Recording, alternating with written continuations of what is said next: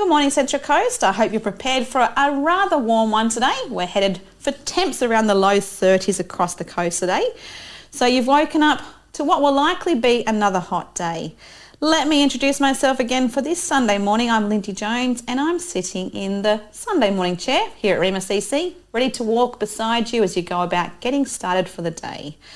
Thanks for allowing me to chat with you as you drive to church, the shops, to visit friends or maybe relatives. Perhaps you're off to a sporting event this morning. Maybe you're returning home from a big night at work. Whatever is happening in your world, thanks for allowing us to be a part of it. We pray that you'll be challenged through the songs you hear or simply find enjoyment in them, that you'll have an opportunity to learn something new, be uplifted in word and validated in worth. God placed you here on this part of the earth at this very time of history. You are here and you are valued. I hope you know that and that you know it fully. The God that we love and serve not only designed you exactly how he wanted you, but he knew where you would be residing at this very time and what purpose he had in you doing so. Your life is filled with purpose, so cling to that truth and remember you are indeed loved by the God of all.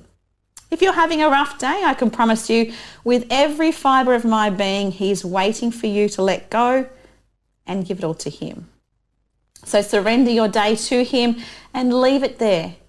He'll lift you out of the pit, spin things around, and he'll do it because he promises to turn anything that is designed to destroy into good for those who love him. Romans 8:28 says, "And we know that God causes all things to work together for good to those who love God, to those who are called according to his purpose." But then if you're currently living through some great stuff, remember to turn back and simply say, "Thanks, God." Psalm 121, 1-2. "I lift up my eyes to the mountains. Where does my help come from? My help comes from the Lord, the maker of heaven and earth." Psalm 95, 1-5. "Let us come before him with thanksgiving and extol him with music and song. For the Lord is the great God, the great King above all gods." We have so much to be thankful for, whether we're doing it tough or dancing on the top of the mountain. Take a moment now and think of just 5 things that you're grateful for. Just 5. Maybe even just 1 if you can't get to 5. Just start with 1. Let's kick off this Sunday with thanks and praise because in all things, God can be seen and he is a good God. I'll tell you one thing that I'm thankful for as I sit in this studio. Actually, there are plenty of things I'm thankful for, even just as we speak now. I'm thankful for the awesome people who come here every day and serve us, this community, through radio and connection with our community. I'm thankful for their creative minds, for their ability to understand the many different people on the coast. We all have different sorts of styles that we're interested in when it comes to music. We have speakers that grab our attention more than others, that sort of thing. But those who come in and work out the stuff that we're interested in, just to give us a safe platform to tune into each day and of the week, really. Yeah, I honestly do give thanks to God for those who go about the radio business in a Christian context and give their time here at Rhema CC each week. I'm thankful for the provision of this studio, the building itself and the content it holds, the resources God has provided so that Rhema CC can do what it does. And we are able to do things like this and wake up with you each day as you're walking the dog while listening to us or wherever you might be. The studio, the equipment, the mics, God provides. And one more thing I can tell you I'm thankful for is the lady sitting beside me as we speak this morning. Kim Hallinan, or Kimmy as I've called her for about 7 or 8 years now, truly is a lady on fire for God. And more than that, serves him through the way she loves the youth that cross her path professionally and spiritually in a truly special way. I met Kim back in about 2015 at my husband's ordination service. I don't even know if she remembers this. Kim was a little uncertain of herself at that time. Her confidence was a little shaky and she wasn't sure if she could or would be sticking with us at Lakes Baptist Church or moving on elsewhere. We were new. The way we did things was likely to be different than what she and others at our church had been used to. And pastoral change can be a tricky time for all. But there was something in Kim's eyes that day that told me she had plenty to offer and contribute. And God was only just getting started in her life. And thankfully for us, she stuck it out and found her feet, eventually taking on the role of youth leader for several years. And man, did she do a fantastic job. So it's no surprise to us that she continues to serve the youth of the coast through her work and ministry. No longer at our church, sadly, but that's the beauty of God's fam. We don't have to be sitting in the same building to be doing his work. And Mike and I, my husband, are beyond thankful for what she offered during her time with us, and thank God that he is still using her gift and her love for the young people that she works with. So, good morning, Kim. Can you tell us a little bit about yourself and your current role or roles in serving the youth on the coast? Yes, good morning everyone. Thank you, Lindy. Thank you for having me here today, and thank you for that lovely introduction. I'm Kim. I work as a youth support and mission lead at the Salvation Army Oasis Youth Centre in Wyong, where we have lots of young people who come in and hang out, and we do casework with young people, help them to journey to their independence. That's our little slogan. So we help support young people as they journey to their independence. Fantastic. And the great part about my role is I get to bring the Jesus into the space as well. Very cool. When young people are questioning faith or have ideas but not sure, I get to sit with them and get to have the faith conversations, Yeah, that's awesome. Tell them about Jesus a little bit, which is really fun and really exciting amongst doing everything else. Yeah, absolutely. I'm sure we'll hear more about that too. So given that today we're exploring the world of our youth, not our personal youth, but rather the youth or young people of today's world, I thought Kim would be a major asset to creating the awareness needed for us as a community to really tap into how we can best support and encourage those in that age range. I'm sure most of us as adults, we can look back at our time as a teen or young person and uncomfortably cringe, possibly at the way we dressed, the way we thought, the way we acted, those uncomfortable years between being a kid and being a fully grown adult. Though some may suggest that they're never going to grow up in any way because, well, how boring, and I have to admit that maybe I am one of those. But to best understand those who are youth currently, and those who aren't too far off, it's relevant to ask those who work amongst it the bigger questions in regard to what they work with every day. When we come back shortly, we're going to throw Kim into the spotlight a little more and make her work harder than me today. I think she may have gotten the raw end of the deal, and it's going to be an easy one for me. Thank you, Kim, again for coming in this morning. This is Before You by Landry Cottrell. You're listening to Rhema CC. Morning, Coasties. You're here with us again, listening to Rhema CC. And it really is an honour to be seeing in the day with you. I'm Lindy Jones, your Sunday morning host with a special Sunday morning guest in the studio. Kim has been a friend for over almost 9 years actually. And though we had a few years there where we were both dealing with our own little life hurdles and happenings, it's truly been special to witness her spiritual growth, but also her personal growth. In turn, this has seen her take a sharp turn in her professional growth. And today she works as a youth worker with the Oasis Centre at Wyong. What's the actual job title? Youth Support and Mission Lead. There you go, whatever she said. Thank you again for coming in this morning, Kim, and joining us as a special guest. And thank you for bringing your insight and your wisdom, and more than that, just your natural ability to pass on and communicate lessons that we can take away from our time with you as listeners and as a community. Can I ask you again for a little bit of more of a glimpse into the role of what your day-to-day might look like? Yeah, so my day-to-day changes every single day, and every moment of every day something can be completely different. Yep. But mainly what I focus on is we do a dance group on a Monday afternoon and a drop-in centre on a Wednesday, where we have just young people in the community who drop in, come for some food, come for some space away from family, come for a bit of time to just hang out with other young people and get to know people and have conversations. Cool. So that's what my Mondays and Wednesdays look like. Right. I also work in the alcohol and other drug space. Yep. So I also run group programs in schools. That's on the every other day. Okay. Running programs in schools, letting young people know like the harms and effects of alcohol and drugs in their space. And then I also do casework one-on-one with young people who pop into the centre who need a little bit more guidance and a bit more support on what to do in their lives. Yep. They come to a part where they're not too sure what's happening, what to do next, where to go. And so we help sort of clear up those barriers and try and find spaces for them to look at what might be ahead for them and what they might want to do. Sounds like a very cool resource. Definitely needed. So you're doing some good stuff. Thanks.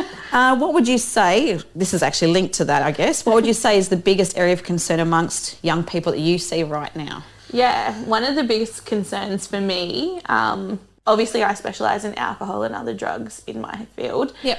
But the biggest thing is just young people are just lost. Yeah, okay. I feel like a lot of young people are coming to us as a community centre to find a space where they can connect and just be themselves. I think in today's world, there's so many places telling people who they are, where they are, what they're going to do, this is how they do it. Yep. They don't really have their choices. And so for them, they come along and they just get to be who they are. They get to be loved in that space. Yep. And I think no matter what's going on at home, what's going on in their personal lives, the issues they're facing at school, whether it's an addiction, whether it's, homelessness, they just get to come to a space where they can be given food, they can be loved, they can have friends. Perfect. I think that's the biggest thing. Like a safe place more than anything. 100%. Yeah, that's awesome. So when we come back, we're going to explore these areas a little more. We're looking at specifically the strategies that are being used at the moment to combat concerns, and also brainstorming ideas with Kim about how we as a community might be able to best support those being impacted by the concerns that she's just raised. I hope you guys are ready. Isn't it nice to have someone else's voice outdoing mine? Wait, don't answer that because I might not like your answer, but genuinely it is really lovely to have you with us, Kim. So again, thank you for giving up your time. We'll be back before too long. I'm Lindy Jones and you're listening to Rhema CC. Don't forget we have church on the radio this morning at 10 a.m. I was able to listen a little last week myself because we were moving house and it was the first time in quite a few weeks that I wasn't rostered on to do anything at church. So sometimes I think it's nice to just sort of sit back or sit in even on how others do church. If you haven't got any plans for church this morning, that's a great way to still connect with other Christians in some manner and hear a little bit of what's going on and how God's challenging us this week especially. Right now though, we're about to hear Adventure by Matthew Parker, followed by A Billion Stars by One Sonic Society. You're listening to Rhema CC. I'm Lindy Jones and I'm wishing you a truly blessed Sunday. See you guys back here shortly. Welcome back, listeners. You're listening to Rhema CC and I'm Lindy Jones, your Sunday morning host. A big welcome to Sunday too, while we're at it.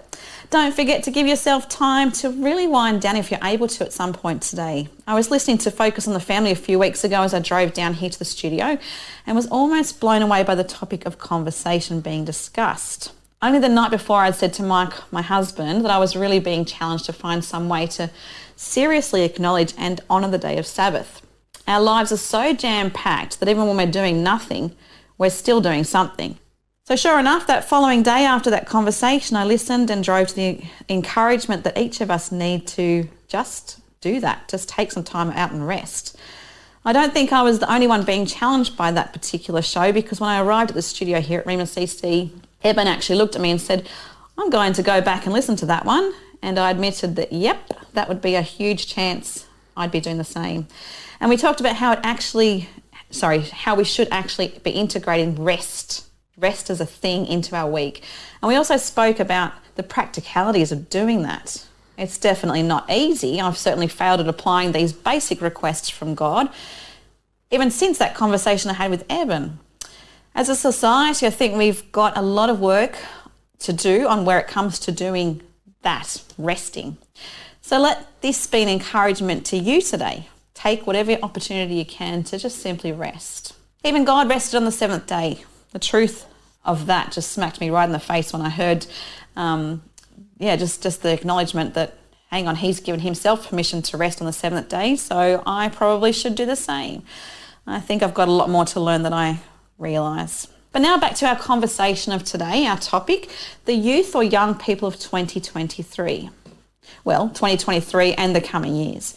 We've been checking in with Kim Hallinan from the Oasis Centre at Wyong. I've mentioned that I do have a slight bias when it comes to this awesome lady. I've watched her emerge and stretch out of her comfort zone, going from strength to strength, personally, spiritually and professionally. She really is a huge asset to the God fam and somehow makes everything she does fun. Sounds like she's perfectly suited to youth, huh? Well, she is, and I'm incredibly thankful that she was willing to give her all as our youth leader several years ago now, both as a mum and as a pastor's wife. My husband saw something in her that he knew he'd be crazy not to draw on in terms of her gifts, and I think that was even before she realised that she had them. So we're both thankful we were able to have her at our church for as long as we were. But anyway, we're getting back to our youth right now. So now, Kim, you're explaining earlier that the main areas of concern that youth are currently facing was likely to be along the lines of really just a seeking out and looking for for connection more than anything, it sounds like. Can you explain how it's impacting our youth specifically? What sort of things do you see, behaviours, interests? I don't even know. You would know that more. Yeah, so a lot of the young people that we see who come into our drop-in centres or just come along for casework and things like that, they're really disconnected at home. Right. There's a bit of, I think, as you grow up, being a young person, you sort of are getting to that point where, yep, I'm able to leave home, I'm able to sort of make my own decisions, but I still want to be at home. Yeah, but sure. I don't want mum and dad to have their say over me. Yep. But I want to be at home. Yep. But I also don't. Yep. So it's that very confusing space. And so a lot of young people that we have, they are missing that connection because they want to pull away, but they also want to still have that connection. Yeah, sure. And they don't know how to juggle that.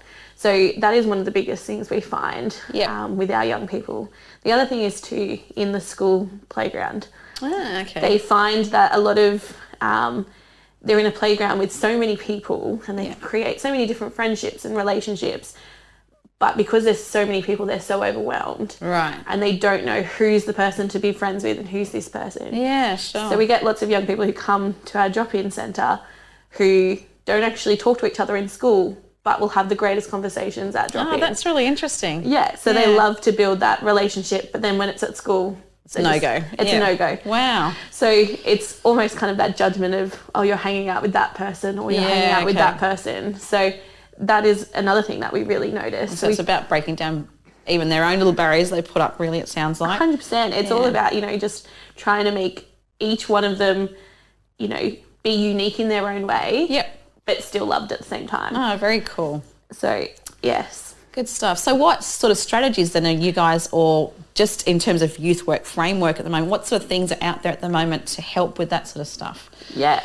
So we design like our casework around the young person. So we are very young person led. Yep. So whatever their decisions are, that's what we go with. Mm-hmm. We do strength based as well. So we look at what is the young person's strength. So say they're really great at art. Yep. Let's try and connect them in with like an art group or something. Cool. Yeah. Do a way that we find a space where they can be in their best self. Yeah, absolutely. But also building that connection. Oh, that sounds good. Same thing with our drop-in. One of our favourite things, well, it's my favourite thing because I'm a board game lover. Yeah, okay. But playing board games where you can just have a whole bunch of people sitting around, being a bit silly, chucking out silly words, silly activities. They all get together, they all laugh with each other. Yeah, and so really it's a great way that we build connection among the young people who don't necessarily connect. Yeah, absolutely. Outside of the place. Yeah, I think that's a very valid point.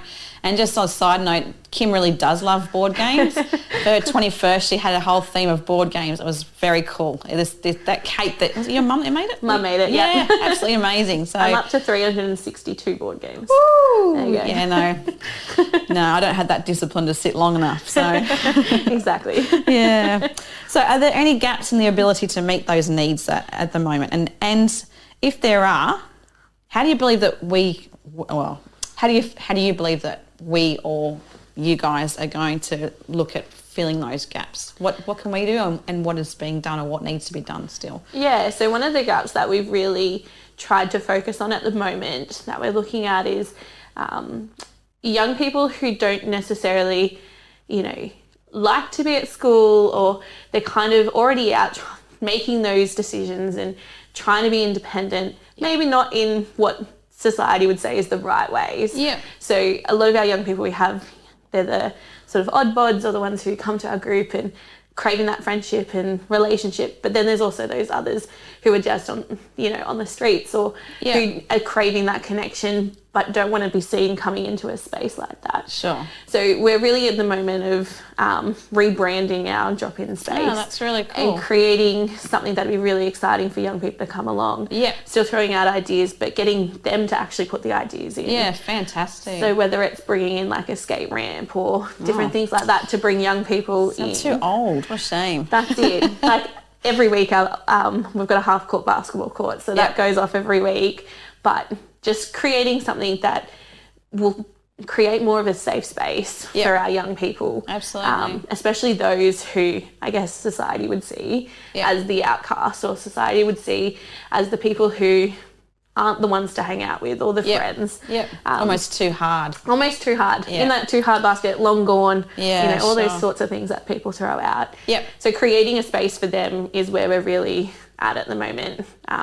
As I said, by bringing in different things. Yeah. I think they're craving love and connection just as much as everybody else. Yeah, absolutely. And so if I can encourage anything, the ones who we think are too far gone, they're the ones that need a lot of love. Yep, absolutely. And I think that's a huge, I think that's such an important perspective to have when you're working with fragile people, regardless of age. So 100%. Yeah. So thank you, Kim. Now, as we are hearing, there's always something else that we can be concerned with when it comes to our youths. There really are genuine concerns. I know that in our house we managed to get through 2 of our 3 older girls' teenage years without any huge hurdles. And then our 3rd daughter, as I mentioned last week, seemed to make up for the other 2 and herself combined. But she is an awesome almost adult now. She's an example of how the teen years and being a youth can see individuals entering a really messy phase where they require the right support systems and networks, as well as firm but flexible parenting. But man, it can impact a whole family, and it can be a stage that tensions run high. It doesn't always, thankfully, and I think it's important to remember Timothy 4:12. Don't let anyone look down on you because you are young, but set an example for the believers in speech, in conduct, in love, in faith, and in purity. Striving to be godly role models might not sound like the ideal from a worldly perspective, but from a biblical and Christian perspective, those youth who are aiming to live God's way and do things right, they really should be affirmed and encouraged. They shouldn't be made to feel that they have nothing to offer or contribute. I would think that there's a challenge right there in that for us as a church. Do we roll our eyes when we hear about the youth in our churches? Do we become a little frustrated when they're having fun within the church buildings and disrupt both our attention and conversation after church? Do we find their drama a little too much to witness and deal with? My goodness, 3 kids in and I'm raising my hand on that one. But I guess the flip side of that is that I've come to despise, and I mean despise, gossip. Gossip can certainly be fueled by drama. My question is ultimately, are there things that we as a church need to check in on and reassess? Should we be approaching our youth and young people as individuals and collectively in a different manner and thought? We have a few of our youth being baptised at church today.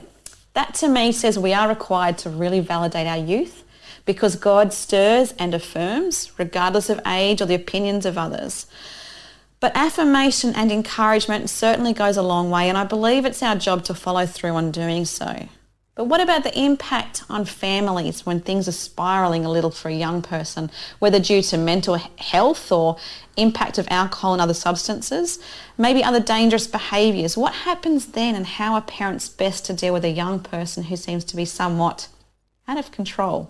We'll discuss this further with Kim when we get back. Don't forget we have Greg Laurie making an appearance this morning at 8:30 via New Beginnings. Right now we're about to hear All In by Matthew West. You're listening to Rhema CC. I'm Lindy Jones with Kim Hallinan, and we'll see you back here again shortly. Well, a big good morning again to each of you who are tuning into Rhema CC this fantastic morning. I mentioned earlier that we are expecting quite a warm one across the coast today. So again, don't forget to slip, slop and slap. That is not an encouragement to slap those next to you for any siblings driving in the back of the car right now. No, but it is a reminder to slip on a shirt, slap on a hat and slap on some sunscreen. And of course, keep yourself hydrated as best as you can. I have to admit I'm a Westie by nature, born and raised in Penrith, and I love the summer heat. But it's that dry heat that gets me going the most. It feels like home. Anyway, back to business here. I must stay on task. Failing to do so would only mean I'm not making the most of the time I have with my special guest today. I'm Lindy Jones, and Kim Hallinan, one of the youth workers at the Oasis Centre in Wyong, has kindly joined me this morning to help us explore what is happening with our youth right now. Also, what concerns are currently surfacing or present amongst the youth, and more than that, how we can support them or guide them through their teen or even young adult years. I'm having a shocker here. So Kim, we sort of discussed the main areas of concerns that you see in your work with youth a little earlier. Now I'd like to ask about the responses currently being given to those issues. Are we as a community doing enough to support you guys? Yeah, I think there's lots of support that's been given to us to be able to connect with these young people. There's definitely lots of space where we could see more growth and more support as a service, working for the Salvation Army. We obviously work to strive to bring the love of Jesus into the space as well. So we have that support that comes through the Salvation Army and those who give towards us. We also would love to see support as young people grow, to be asking those questions to them. How can you be helping this young person? One of those things that I always got challenged with in youth ministry was, how am I making an impact on this young person? Yes, we see them at church every week and hey, how you doing? What's going on? You know, all those surface level things. And they're not actually going to build that question. But how can we actively love that kid? How can we show the support to that kid? We're talking about young people always wanting connection and not sure where they're going and facing, I guess, identity and where their next steps in life are going to be, leaving school and things like that. So offering that actual support of, hey, like, I want to listen to you. And I know, Lindy, you were very good for me when I was going through this space, having someone to just say, I don't know what I'm doing, I'm so lost. Oh, Kim, you're amazing. But I know there's lots of young people who don't have that. And I know in our churches there's probably lots of young people who don't have that either, who just want someone to ask, hey, like, how can I actually be actively supporting you? How can I actually be loving you? Like, what can I be praying for you for, to see what that next step is? Don't be afraid. There will be some deep answers. A lot of them are going through a lot of deep stuff, and a lot of them don't know where they're going. But if you've got the time and space, reach out to those young people. It really is just showing an interest, isn't it? It's just it's just taking time and just getting back to simple things and just saying, hey, I see you. How can I validate you a little bit more? I think that's what it sounds like anyway. Definitely. And I think, you know, don't be afraid. Young people will shut you down straight away. They do. That's what happens. I did it all the time. But once you sort of continue ask, they will start breaking down and being like, oh, this person actually wants to know about me. This person actually wants to create a support, actually wants to reach out and give that hand and help up. Absolutely. So I think that's one of the most powerful ways that we can be supporting young people today. Fantastic. We've got to keep that in mind. So here's a big one for you. What advice can you offer to parents currently walking a lonely or frightening road with their youth? And by that I mean specifically if a child or a young person or a youth is struggling for one reason or another. What sort of things can you say to their parents? You're not the only one. I think that's one of the biggest things. Young people are at this space of trying to decide all these decisions. You know, they go from high school of, we're at school all day, this day we're doing this, go to work, this is how we do it. And then all of a sudden they finish school and need to make decisions for themselves about what's going to affect their lives. It's all of a sudden giving them this choice that they don't really know what to do. Sometimes. Yeah, absolutely. It's one of those things where they want to make these choices and they want to do this space. But a lot of the time, you know, I know for me, I went home, I got dinner every night, I had my clothes washed, I was sweet, I woke up the next day, went to school, came home, did the same thing, and I knew I was looked after. But they're in this moment of making those choices. And I think the hard space is young people are in such a fragile space because anything that goes wrong is like the end of the world. Absolutely. Too much. So it's the same for us as adults as well, a lot of the time. But I think just knowing that young people aren't trying to do things to hurt you. Yeah. They're not trying to, ruin your day or pull away from you or not have anything with you. A lot of them actually want the connection. A lot of them are probably trying to challenge you and see if you can withstand what they're going to put you through in the next couple of years. Yeah. I'm sure if you look back, it's probably something that you can see just yourself even going through. Yeah. But they do want that connection. It might not be with you because, unfortunately, parents have to discipline and be the bad guys and the bad cop a lot of the time. Stuff. Yep. But they do respect you. Yeah.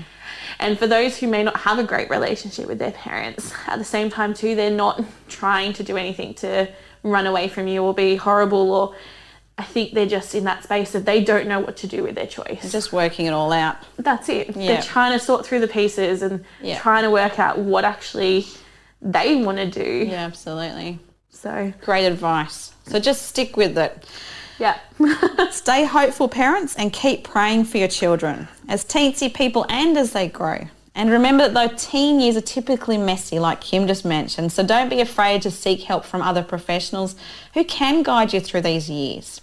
I've mentioned previously that I have struggled with anxiety and depression myself more recently, and when I look at the gazillion reasons of why I was so consumed by both mental health struggles, one reason that certainly stood out was the heartache that I experienced as a parent, feeling like a helpless mother, unable to protect my hurting daughter through her teen years. So you're right, Kim, it's a big deal.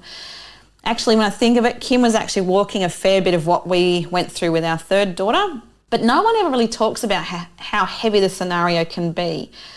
I think we tend to roll our eyes and just sort of say, oh, teenagers, when underneath we're actually hurting and we can be really scared, like you've mentioned.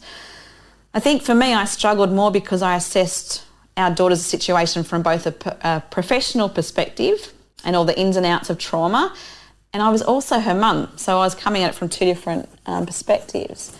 What I want to say is don't be afraid to speak up if you are a parent struggling. It can be really, really lonely when we're battling alone. So parents, take on everything Kim and other professionals can suggest, yes, but I encourage you to really look after yourself too. When one family member is struggling, they all are. But we are dealing with a God that carries us through the craziness, and we just have to remember that Jesus slept in the storm, in that boat. He wasn't concerned, and when he was really needed, in an instant, he calmed it. Jesus can and will calm the storms in your life or your teen's life too. Keep giving him the difficult days and the moments that you find yourself in utter confusion and disbelief, because like you've mentioned, teens can leave you very, very confused. God has got you. You bet he does. You're listening to MSCC. I'm Lindy Jones with my friend, colleague, little sister, all of the above, Kim Hallinan. This is Speak to Me by Corinne Hawthorne. I'll see you guys shortly. Good morning, Central Coast. Man, how blessed are we to be living on the coast. I'm still in awe of all that is God right around us. We've had so many rainbows stretching across our skies this week. Simply stunning. Let me ask my special guest, Kim, what is your favourite part of the coast, Kim? Favourite part? For me, I've grown up on the north end of the coast my whole life, so I think I'd have to say like Nora Head would be sort of my favourite space. Very pretty, yeah. Always getting out to the beach. Absolutely. Lighthouse. Yep. Stunning. Perfect. Absolutely. So Kim is here with us today to share her professional experiences with the youth that she works with on a day-to-day basis at the Oasis Youth Centre in Wyong. We've discussed this morning current areas of concerns that our youth are facing, strategies and resources currently available on the coast and the surrounds to help with those concerns. We've talked to and about the impact of family and relational stability as things start to go pear-shaped when a young person is in a difficult situation, phase or relationship. But now I'd like to end with a few simple questions for Kim. And they're probably more from a personal than professional level. So Kim, why youth? Why do you enjoy working with youth? Yeah, this is a question that I had to ponder a lot. So I was obviously youth leading at Lakes, and then I stepped into the more professional world and at Oasis Youth Services. And so for me, I really had to challenge what it was that God was calling to me to do. And I think he really showed me that young people just want to be loved. Yeah. And God gives us this great amount of love to us. Yeah. and to each of those young people, but they don't usually see it, especially in the messy times. Yeah. They really struggle to find that. Yeah. And for me, like, I'm blessed to have grown up in a very stable household and never really had too many issues. Yes, I went through a lot of working out who I am and growing up through that space. Yeah. But it only just made me want to love other people more. And I think God really called me into community space because there's so much that young people are struggling and they need that space. They need that love. They need that guidance in their lives. Sure. And I think for me, showing God's love in the community just really tackled me into youth because I know that they all struggle. And I'm just reflecting now on the different times where I've seen Kim doing her thing in terms of community. The amount of community events that we do just in our church, and Kim just would light up. It would just be this, like, she's just naturally just one of these people that just loves community. And when it comes to youth and young people, you see it so much more. It's just like, oh, she's doing her thing. Okay, your spiritual walk. How does your spiritual walk impact how you deal with and approach the young people you work with? And you've kind of crossed a little bit in that, but is there anything else you want to add? Yeah, I think for me, like, I've always had a very strong faith with God and I've always really stuck through it. Yes, I've gone through the hard times and the times where, you know, your faith wavers and depending where you go. And for me, in this job and the role that I'm in, I actually get to share that with young people. I get to say that there's a creator who loves you and appreciates who you are, even when you don't think anyone else loves you or even when you don't think anyone else is in that space. So for me, it's really exciting that my spiritual work gets to kind of cross over in my professional work. It's really exciting. No, that's very cool because you don't get that too often. So, no. Any good this is a kind of a way to close off, I guess. Any good news stories that you're allowed to share? Is there anything that stands out to you?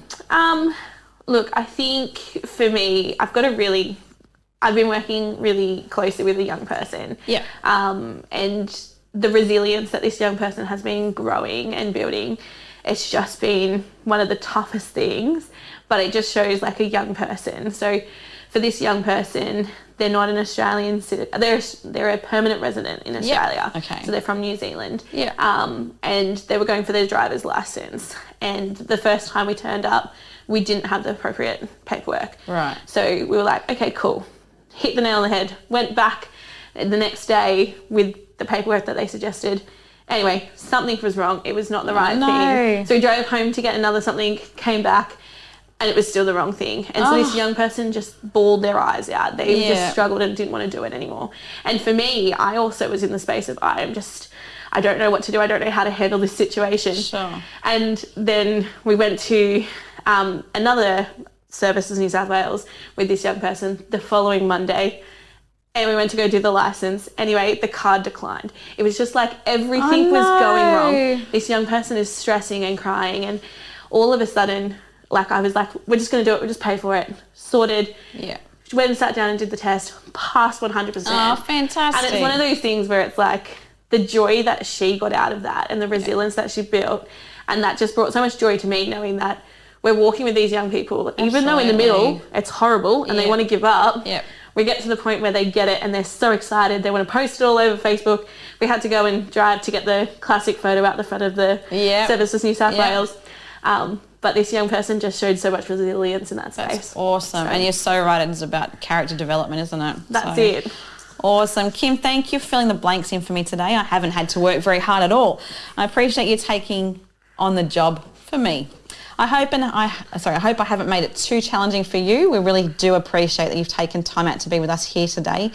And we thank you for being a bright light to the young people on the coast. We're done here for another week, guys. Thank you again for kindly doing Sunday morning with us here at Rhema CC. It's been a delight, and I'm looking forward to being here again with you next week as actually we explore the idea of being the light, as I've just mentioned Kim is. Where could we go with this one, I ask, but I don't even actually know at this stage. I just know that we've been called to be the light and the salt of the earth. I guess we'll be finding out shortly. Until next week and beyond, praying God's many blessings in your life. And thank you for being a part of ours here at Rhema CC. Have a fantastic week. I'm Lindy Jones with Kim Hallinan. Want to say goodbye, Kim? Yeah, thanks so much, guys. Good stuff. Have a great Sunday and enjoy now. Rejoice by Andrew Ripp.